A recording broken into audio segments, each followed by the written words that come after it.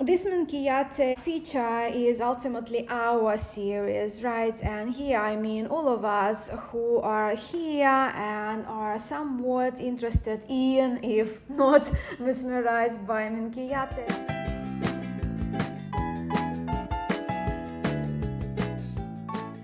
Everybody, welcome back to the Mesmerized by Minchiate feature, the newest series here at Musings by Mascha, dedicated to the Minchiate Tarot, which I personally am mesmerized by. Since filming part 1 in this series, I've learned I am not alone in my interest in Minchiate Tarot.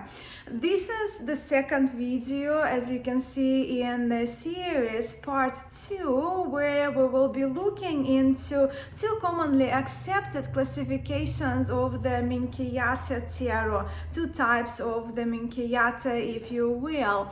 So this video is especially for those of us who do have a soft spot for the Minchiate and who have that interest in historic tarot decks. If this video is your first stop here at the Mesmerized by Minchiate feature, it's wonderful to have you here. I do recommend going back to part 1 now or after you have seen this video. And here's a quick refresher, just a 1 minute recap, 1 minute refresher of the last episode where I shared with you history, origins and structure of the Minchiate Tarot. So yes, second half of the 15th century Florence, we are here with when it comes to the earliest mentions of the Minchiate of the game, referred to as the Minchiate iconography, of which very strongly resembles and being inspired by the Bolognese tarot tradition. The pack of Minchiate deck has 97 cards.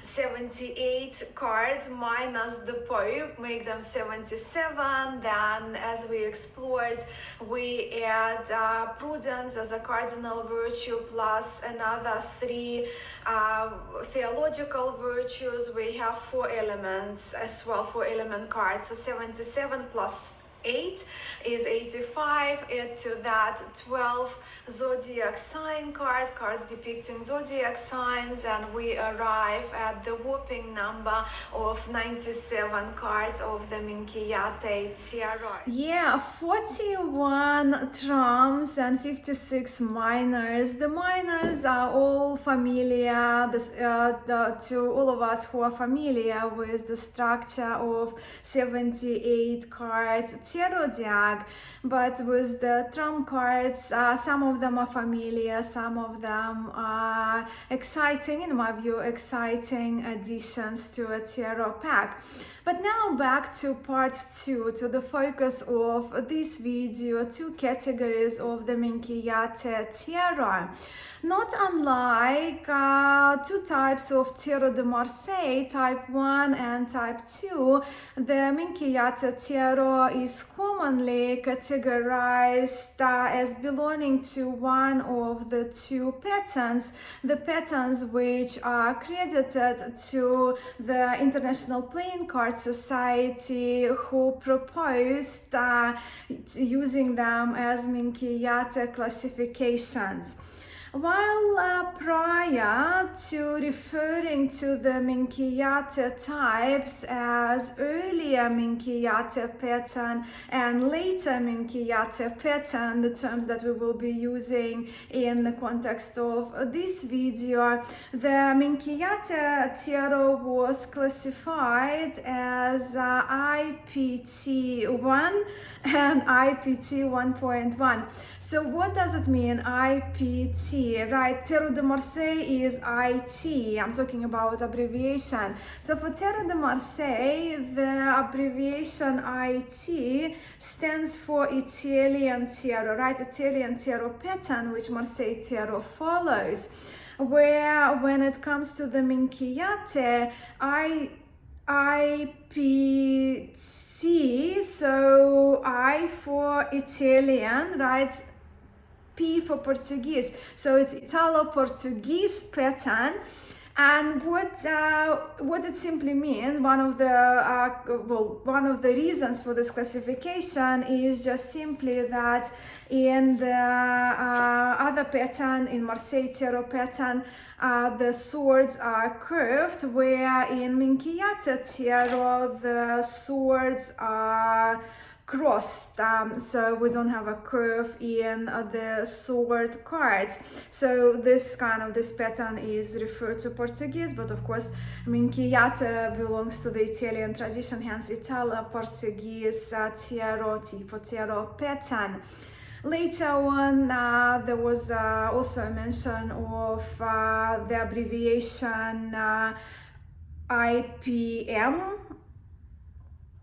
Italo-Portuguese Minchiate pattern, but then later on, and the classification that most people refer to now when we talk about the Minchiate Tarot is earlier Minchiate pattern and later Minchiate pattern.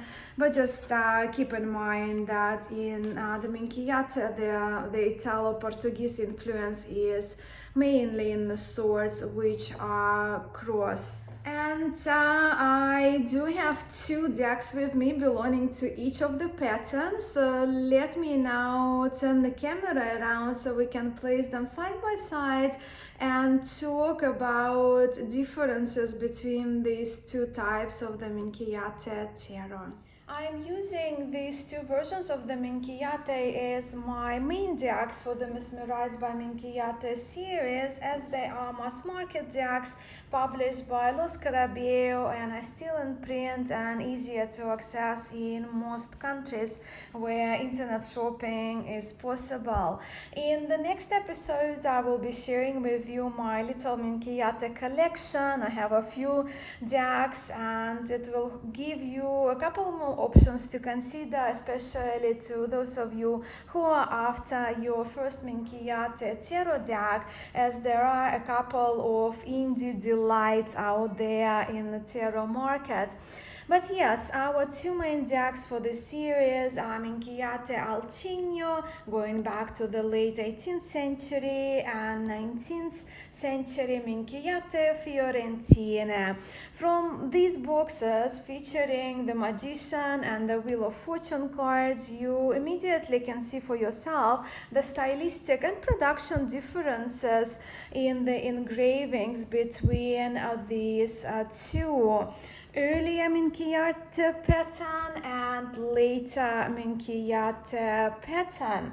How about I leave these 2 little cards there above. Once I remove the boxes, you'll be able to see them better, just for our reference in the series, right? So earlier pattern example will be on the left, and then on the right hand side we have that LMP, later Minchiate pattern. Please do keep in mind though that there is a likelihood of not all decks following the EMP predating LMP examples, just like not all type 1 Tarot de Marseille decks came before type 2 Marseille Tarot decks, even though from my understanding from around 1820 and on, most of the Minchiate decks produced were of the later Minchiate pattern type, one of the features of which of course is the change in the technique, moving from the rustic woodcuts to more refined wood engravings. Right, even looking at these 2 cards, right, we are here with the full cards for us to begin with. We can immediately observe, right, we can observe the later Minchiate pattern that it introduces much finer wood engraving technique and much neater stenciling with minimal bleeding or no bleeding outside of the line work of the cards, where in the example of the earlier pattern, we are with woodcut prints similar to those earlier Marseille tarots, with quite visible bleeding outside of the lines when it comes to stenciling of the cards.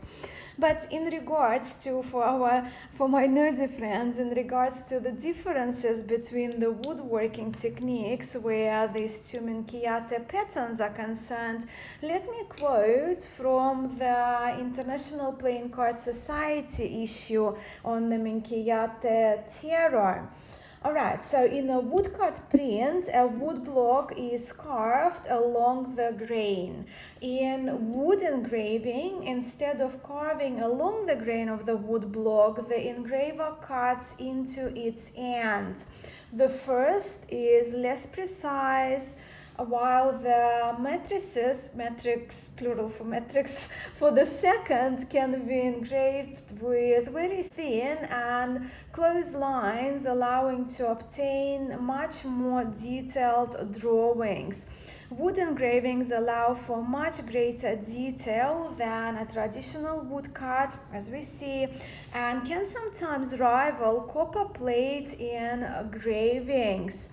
I must admit that the first time when I saw the decks of the later Minchiate pattern, when I was browsing through museum scans, right, I was convinced that actually they were the result of metal plate engravings, like one of the most beautiful decks, Minchiate Tarot, right? But no, they are that refined pattern of wood engraving, the technique which was refined by an English engraver, Thomas Babbage, in the beginning of the 19th century. But then look, I very much love my rustic wood blocks and stenciling imperfections. I do find them charming, where many of my friends personally do prefer the more refined engraving techniques in historic decks.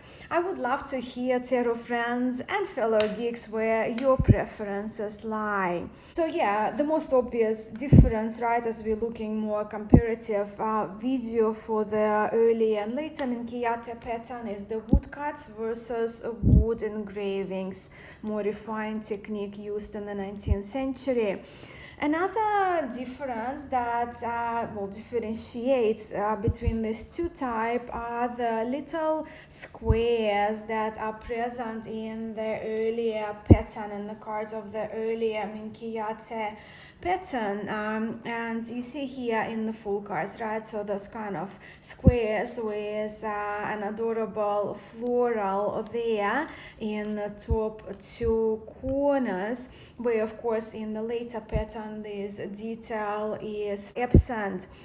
You will see that this same pattern of those squares is also present in the three of the aces cards, in most but not all court cards as well, but I will leave those for you to explore, and please do let me know in the comments below if you decide to check for yourself. But later in the series we will return to card by card and to discussing intricacies in particular cards and between these the two types of Minchiate.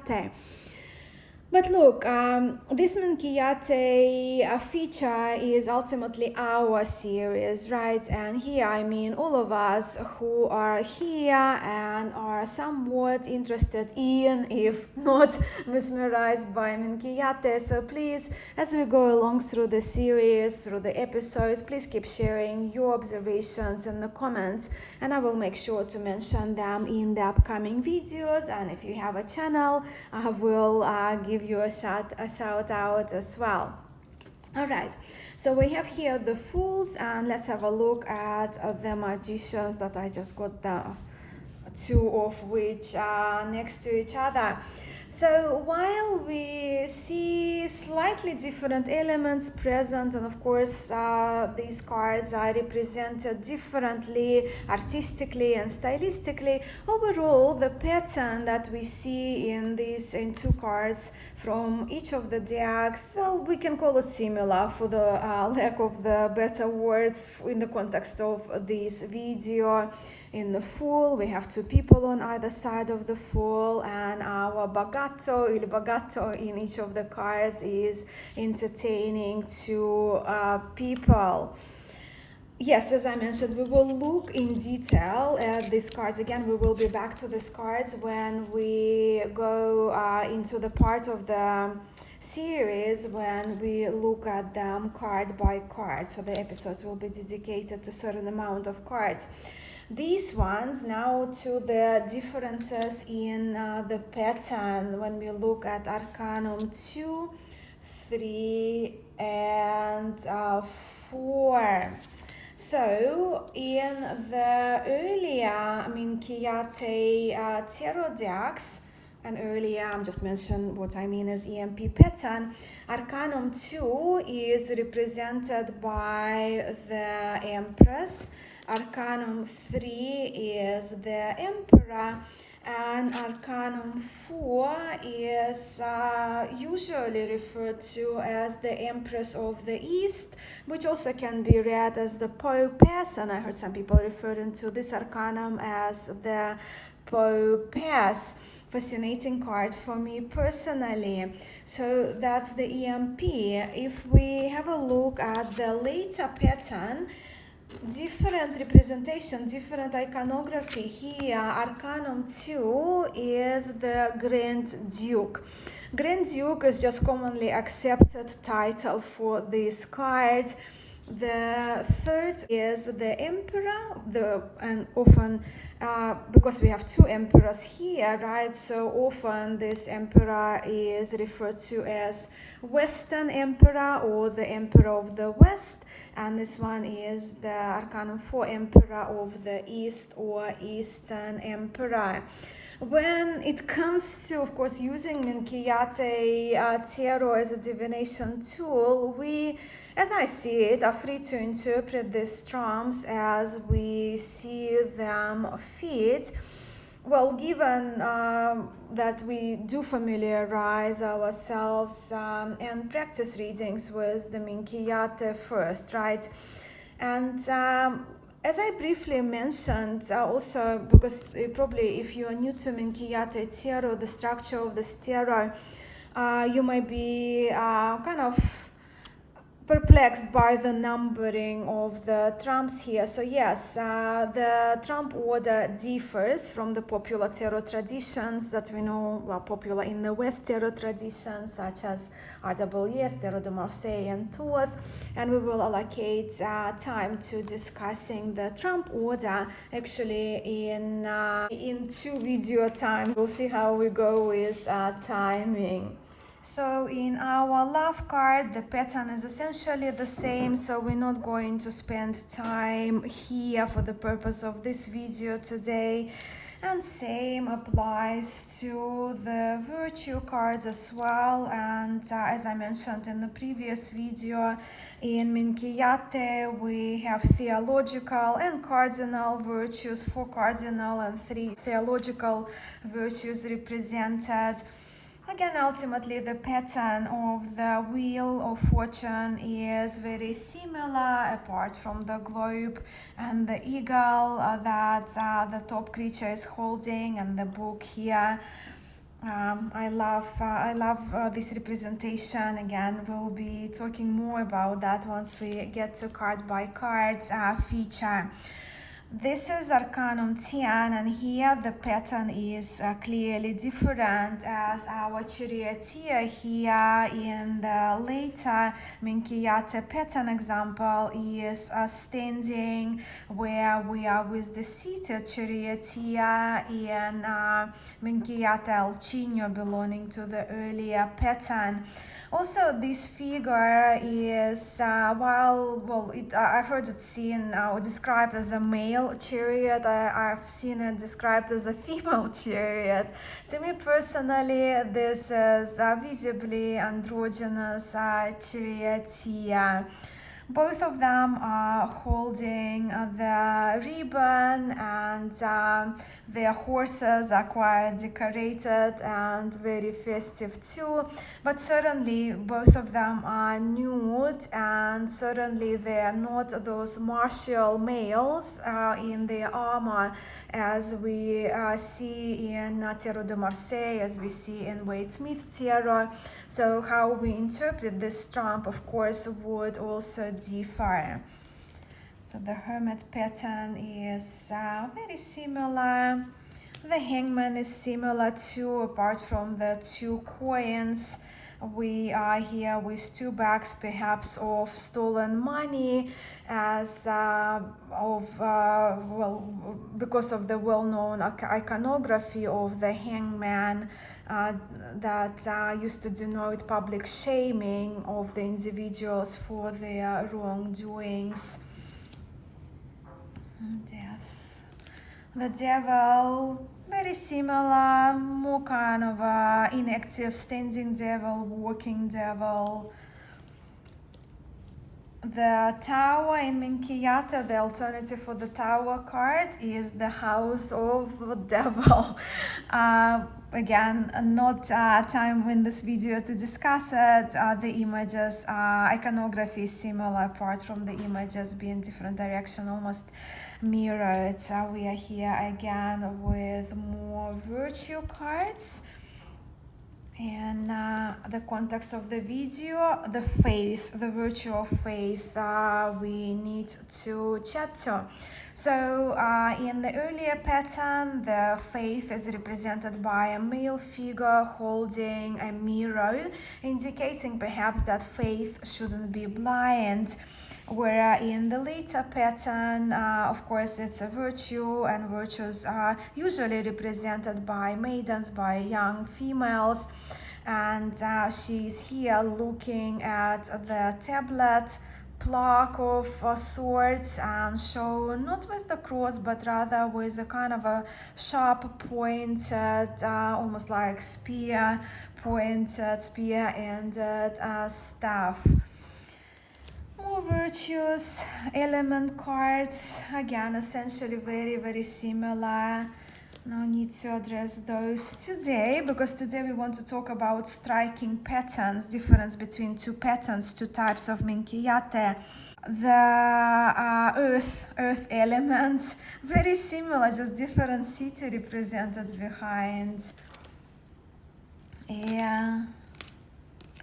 And then when it comes to our zodiac cards, so we're beginning here with the zodiac cards. They are also, I'm just flipping them very quickly, just keep looking for yourself, but most of them, their iconography is very, very similar.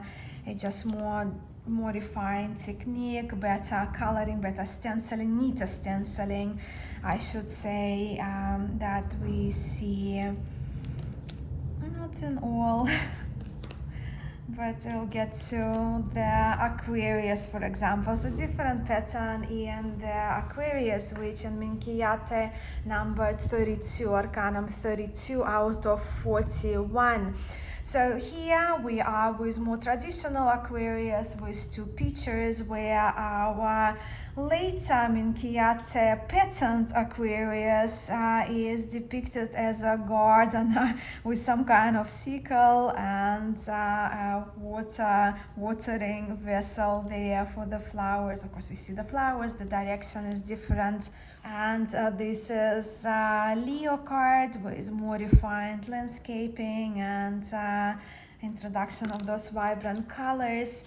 Taurus, very recognizable, only that in the later pattern, Taurus is shown in its full body, where here we only see half of the body of the Taurus. But when it comes to the highest numbered zodiac card, and Gemini, right? Actually, I mentioned in the first video, you may remember that Minchiate Tarot used to be referred as the game of Germany, and linked with Gemini, because that was the highest, not highest arcanum, not highest trump card, but highest of the zodiac cards. With the Gemini, we are with the most significant iconographic difference here.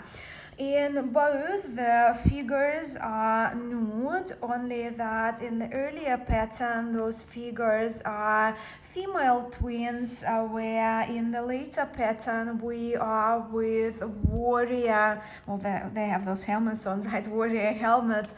So we are with warrior twins, in which many of you may recognize Castor and Pollux. Well, some may argue that these two are Romulus and Remus.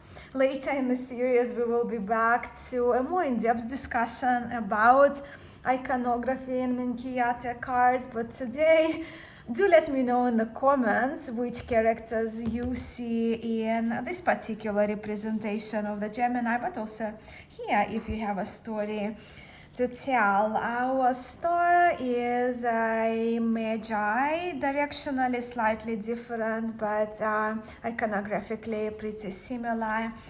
And so is the astronomer that we have for the moon. With the Sun card, we are here with the pair of lovers. I very much love this Sun card. Perhaps different city in the background. We're here with the Bolognese production and Fiorentine production, so perhaps Bologna and Florence. So that's my conviction actually when it comes to these two decks. So then we have the World card, which is the second last card of the major arcana in the Minchiate, and it showcases Eros holding an arrow and a crown. And there is a round circular globe, and four evangelists are represented in these cards as well. Only that in the center of this world, this circle is the city, which I see it as the city of Bologna, being this tarot was produced in Bologna, where in late Minchiate pattern, and we see it not only in this Fiorentine example, but in other later decks belonging to this type. We have Europa in the center of this of the world. And of course, the highest ranked trumps have background, so they have red background, which of course was faded with time before this deck was reproduced. And now we have arrived at the last major arcana card, which is not quite the judgment card, but the angel card in the Minchiate. The angel is the highest trump, even though unnumbered in this tarot tradition. And if we're counting, this card is taking the last position, which is 41st position in the Minchiate pack. Of course, as we've seen throughout the cards, in this pattern, the angel is much more refined and depicted looking slightly over to the left, where in the Cigno tarot, the angel is facing straight ahead at us. I like those cards, and I also wanted to bring your attention to the cities that those angels are flying over. Now, having visited both Bologna and Florence, to me these buildings are of the city of Bologna, where in the background of this particular card, in this particular tarot, we are here with the Santa Maria del Fiore Cathedral, the very famous area in Firenze and Florence, the cathedral with its iconic dome and the bell tower. And then to top it off, we also can recognize here, because of the refinement of this engraving, we can easily recognize the coat of arms belonging to the Medici family, who of course were the residents of Florence. And details like that, they bring me so much joy.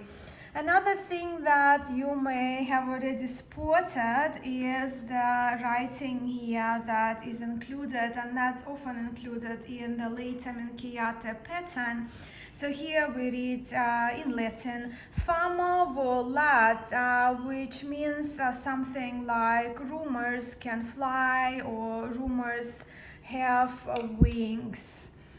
And now we are moving to our minor arcana in our geeky episode 2 of this Minchiate series. So beginning with the aces, because there are some differences in the patterns of the aces. So let's have a look at the first two, the aces of cups and aces of coins, because they have the most significant differences when it comes to the pattern. So we can see that both the chalice and the coin in this pattern, those elements are crowned, where in here we are more sort of like what we're familiar with and have seen in Rosenwald Tarot and Tarot de Marseille. So we have a cup here, chalice with the leafy and floral patterns, and here we have ribbons and florals, and coins, of course, do contain the flowers inside of them. And the chalices are shape in this tarot, where if we have a look at the aces of batons, batons and swords, they are pretty identical in their nature, only that the reversal of the pattern is here in the ace of batons that we can observe. The ribbon, of course, is more elaborate, but otherwise the patterns, they remain pretty identical. And remember these little details as well. So just a few examples here of continuing with the suit of cups. We are in the later pattern, in the Three of Cups, we see the lion in profile, and of course the urns, the closed cups, chalices, they're closed in both, but they're just more embellished and elaborate. Here we just have inscription, carte fine, fleur de lis symbol versus a very refined monkey looking into the mirror in the Four of Cups. Difference in the engraving, and it's just an example when the patterns pretty much stay the same apart from spacing here and there. But with that, yes, so we have reached the coins. We already have seen the aces. So in the earlier Minchiate pattern, our coins are shown as a circle containing a flower, where in the later pattern we see that change, or having different faces, very skillfully, I must say, sketched in the center of the golden circles representing the coins. And what's fascinating, that those faces, they differ in all of the coin cards, as you can observe for yourself, where the same flowery coin, if you will, with those dots is present throughout the coin suit in the EMP pattern. Again, the difference in the fours inscription here, kind of decorated carta fine al Cigno, where the central addition here, and we do see little animals, little characters added throughout minors of the Minchiate, making them semi-illustrated. So elephant is ridden by a human character who has a number, or who has an arrow, holding onto the arrow, and has a number of arrows behind. Four of coins is quite hilarious. Those four faces, they're very much like caricature faces, and they Just an example of more faces versus floral coins. 9 of coins is different, no human faces, but different, nine different types of birds. And then we'll return back to faces on the gold coins in the 10 of coins. With the buttons, essentially most of the buttons iconographically are very similar, as you can see for yourself, just with the addition of ribbon in the 2 and 3 of buttons. But then I'm not going to show all of them, that's why I kind of selected some. With the swords, again, addition of a ribbon, but deer is represented in both. Similar iconography with the addition of ribbon is just only that the image is reversed, the directionality of the image is reversed. Same applies to the unicorn. Love the addition of the unicorn. Again, that reversal in the directionality in the image. A doggy or foxy versus a more obvious cat. Then we have perhaps a peacock over the, look like a cage. And then again continuing with the similar patterning, with the 10 of swords being surprisingly more decorated in the earlier Minchiate pattern, but also in the later, the last 2 swords, they are crossing in a cross, where here they are being curved with those adorable little bunnies added. So those were the peeps of the Minchiate, and what is left for us now is to examine the differences between the patterns in some of the cards and some of the court cards.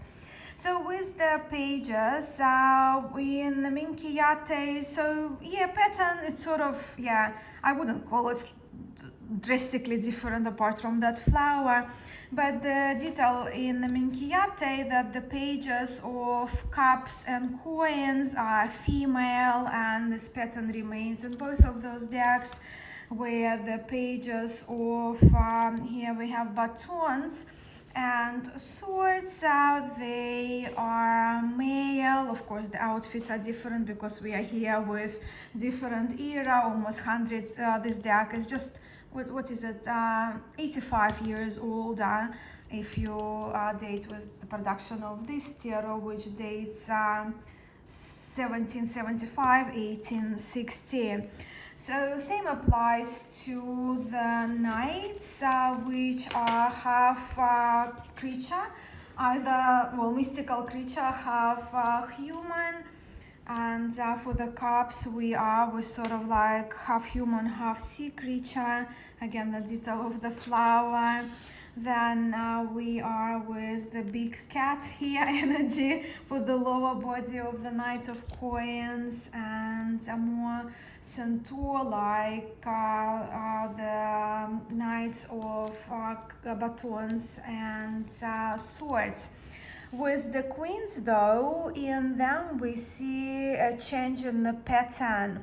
Now in all 4 queens, in the decks belonging to the EMP, they are seated. And in the later Minchiate pattern type of tarots, 2 queens are standing, as you can see for yourself here. One of them being Queen of Cups, and then we also have the Queen of Coins standing opposed to be seated, as we do see in Minchiate al Cigno. So these 2 queens, they are out of their thrones and presented standing, and they are also given that extra scepter as well for their rulership. And other 2 queens, the batons, the queens, Queen of Batons in both decks and swords, as you can see, they're seated. So it's the same pattern. and the kings as well. I don't point things like crossed legs, right? Because I don't see it's a big shift in the pattern as such, right? But of course, those differences stylistically are there and artistically too. I very much do love the style of the king in the earlier Minchiate in wood cut decks, because the face of this king is very sweet and he's got a flower there growing out of his cup, where this king of cups is again holding a scepter along with his urn-shaped cup. And while we're here, just a quick look at the other kings, batons and swords. A lot to notice in these cards, isn't it? I gain so much joy out of placing cards like that side by side next to each other in this comparative style and examining their iconography and noticing the intricacies in the patterns that historic tarots are so very rich in. And historic tarot decks are very exciting for me personally, as you know, and I hope you enjoyed this showcasing of two types of Minchiate as our part 2 in this series. And also please do share your observations, things that you spotted in these two decks that I featured in the patterns that we discussed in this video, and your observations as well throughout your time with your Minchiate decks, because this community is so very knowledgeable, and as I mentioned, I look forward to your contributions and learning from you, you too. So please don't forget to drop a line. Thank you so much for your time, for being here, for supporting this feature on my channel.